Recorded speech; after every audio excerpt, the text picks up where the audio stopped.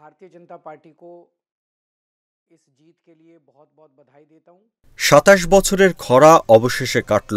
সম্প্রতি দিল্লিতে বিধানসভা নির্বাচনে জয় পেয়েছে ভারতীয় জনতা পার্টি বিজেপি। প্রায় 2/3 সংখ্যাগরিষ্ঠতা নিয়ে 3 দশকের ভোট খরা কাটিয়ে উঠেছে দলটি। আর টানা 10 বছর ধরে ক্ষমতায় থাকা আম আদমি পার্টির হল ভরাডুবি। ভারতীয় সংবাদ মাধ্যম এনডিটিভি বলছে, দিল্লি বিধানসভা নির্বাচন 2025-এ 60.39% ভোটার ভোট দিয়েছেন। এবার দিল্লিতে বিজেপি পেয়েছে 48টি আসন, অপরদিকে আম আদমি পার্টি 22টি। ধারণা করা হচ্ছে আম আদমি পার্টির নেতা অরবিন্দ কেজরিওয়ালকে হারানো প্রবেশ ভার্মা হতে পারেন দিল্লির পরবর্তী মুখ্যমন্ত্রী।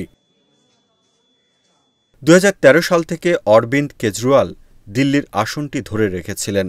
1 দশক আগে তিনি তৎকালীন মুখ্যমন্ত্রী শীলা দীক্ষিতকে পরাজিত করে আম আদমি পার্টির 1 দশকের শাসনের সূচনা করেন। টানা চমক দেখানো কেজরিওয়াল এবার হারলেন কেন? দলেরই বা ভরাডুবি হল কেন? লোকসভা নির্বাচনে প্রত্যাশিত জয় না পাওয়া বিজেপি এত বড় চমক দেখালো কিভাবে? কেজরিওয়াল বনাম কে বা কেজরিওয়াল বনাম মোদি? প্রতিবার নির্বাচনেই এই বিতর্কের ফাঁদে পড়ে বিজেপি। এ কারণে দুর্নীতি বিরোধী ক্রুসেডার ও দরিদ্রদের রক্ষাকারী হিসেবে 10 বছর দাপিয়ে বেড়ানো কেজরিওয়ালকেই প্রথম টার্গেট করে বিজেপি। প্রথমেই তার এই ভাবমূর্তিতে লেপন করেছে কালিমা। দিল্লির সাবেক মুখ্যমন্ত্রী সাহিব সিং ভার্মার ছেলে, দুবারের এমপি প্রবেশ ভার্মাকে দাঁড় করানো হয় কেজরিওয়ালের বিরুদ্ধে। রাজনৈতিক প্রজ্ঞা ও নির্বাচনী ব্যবস্থাপনায় বেশ পারদর্শী এই নেতা। আর ত্রিপুরার সাবেক মুখ্যমন্ত্রী বিপ্লব দেবকে করা হয় তার নির্বাচনী সঙ্গী। বিজেপি প্রচার করতে থাকে, আগের মতো আর দুর্নীতি বিরোধী চিন্তাভাবনা নেই কেজরিওয়ালের। নিজের আদর্শ অনুযায়ী তিনি এখন কাজ করেন না। আবগারি দুর্নীতি মামলা সেটারই প্রমাণ। আর প্রচার করতে থাকে শহর পরিষ্কার ও বায়ু দূষণে আগেরবারের কোনো প্রতিশ্রুতি তিনি রক্ষা করতে পারেননি। এবারের নির্বাচনে লাগাম টেনে ধরতে পেরেছে বিজেপি। কেজরিওয়ালের উপর হামলার পর বিজেপি বেশ বিপাকে পড়বে বলেই মনে হচ্ছিল। কিন্তু টাল সামলাতে দলটির প্রধান বিজেপি নাড্ডা, স্বরাষ্ট্রমন্ত্রী অমিত শাহ ও খোদ প্রধানমন্ত্রী নরেন্দ্র মোদী মাঠে নেমে পড়েন। কেজরিওয়াল ও তার দলের বিরুদ্ধে একের পর এক কথা ছুড়ে দিতে থাকেন তারা। এবারের নির্বাচনে বিজেপির আরেকটি বড় ও গুরুত্বপূর্ণ কাজ হল ঘরে ঘরে হেঁটে যাওয়া।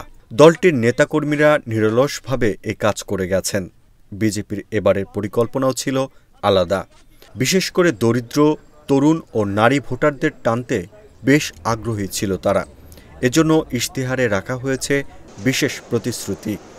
নারীদের প্রতি মাসে 2500 রুপি করে দেওয়া হবে বলে জানিয়েছে দলটি। আগের 3 বিধানসভা নির্বাচনে আরএসএসকে পুরো সময় পায়নি বিজেপি, কিন্তু এবার সেটা হয়নি। গত আগস্ট থেকেই মাঠে আরএসএস। শুধু মাঠে বললে ভুল বলা হবে। তারা এবার ছিলেন দিল্লির নিম্ন শ্রেণীর মানুষদের কাছে, গিয়েছেন বস্তিতে বস্তিতে। এছাড়া হিন্দুত্ববাদ ও জাতীয়তাবাদী চিন্তাভাবনা এখানেও প্রয়োগ করেছে বিজেপি আরএসএস। এবার সব তথ্য নিয়েই কোমর বেঁধে লেগেছিল বিজেপি। এর মধ্যে 2014, 19, 24 সালের লোকসভা নির্বাচনের হিসাবও করেছে তারা। সব মিলিয়ে দেখা গেছে লোকসভা নির্বাচনে তারা ভালোই ভোট পেয়েছে, কিন্তু বিধানসভাতেই আটকে যাচ্ছে।